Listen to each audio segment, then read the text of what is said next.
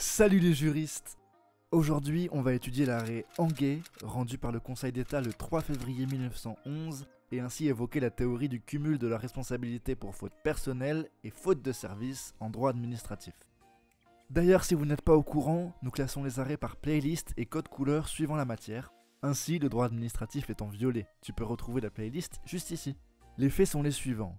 Le sieur Anguet, client d'un bureau de poste, s'est retrouvé enfermé après que la porte affectée au passage du public ait été close avant l'heure de fermeture. Un employé l'a alors invité à sortir par l'issue réservée aux agents de service. Mais en traversant les locaux pour s'y rendre, deux autres employés l'ont pris pour un malfaiteur et l'ont expulsé brutalement des locaux, au point de lui casser la jambe.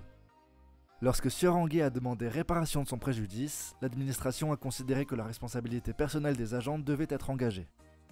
Selon eux, ce n'était pas à l'administration de répondre aux conséquences des actes de ces employés violents, et ce, malgré la fermeture anticipée et illégale du bâtiment public. La question se posa alors de savoir s'il est possible d'engager à la fois la responsabilité pour faute personnelle des agents du bureau de poste et la responsabilité pour faute de service due à la fermeture avant l'heure légale. Mais avant d'y répondre, procédons à un petit rappel.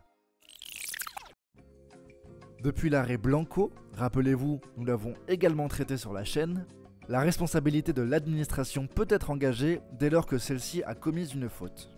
Mais depuis l'arrêt Pelletier du Conseil d'État de 1873, une distinction est opérée entre la faute de service et la faute personnelle imputable à un agent. Une faute de service est une faute anonyme résultant d'un mauvais fonctionnement d'un service public, imputable à un agent en particulier qui l'a commise pendant son service. Elle engage alors la responsabilité de l'administration. En revanche, une faute personnelle se détache matériellement des fonctions de l'agent. La dite faute est alors tellement grave qu'on ne peut considérer qu'elle ait été commise dans le cadre des fonctions de l'agent. Il faudra dans ce cas engager la responsabilité personnelle de cet agent. Revenons à notre arrêt d'espèce. Ici, deux erreurs ont été commises.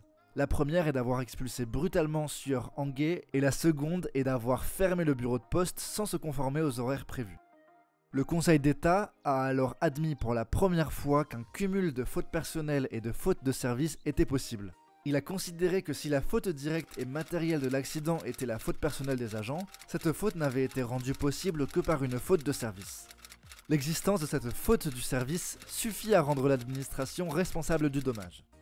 Ainsi, en présence d'une faute de service et d'une faute personnelle, la victime peut demander réparation de l'ensemble de son préjudice résultant des deux fautes à l'administration.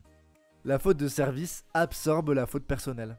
Attention, il ne faut pas confondre le cumul de fautes et le cumul de responsabilités qui fait l'objet d'une autre vidéo au sujet de l'arrêt Époux-Lemonnier. Ici, il s'agit d'engager la responsabilité de l'administration en raison de deux fautes commises, une faute personnelle des agents et une faute de service. Voilà les juristes, c'est aussi simple que ça. Bien sûr, nous t'invitons à t'abonner et à parler de la chaîne autour de toi si elle t'a aidé, dans l'espoir que nous soyons utiles à un maximum de personnes. Quant à moi, je vous dis à la prochaine, et d'ici là, filez droit.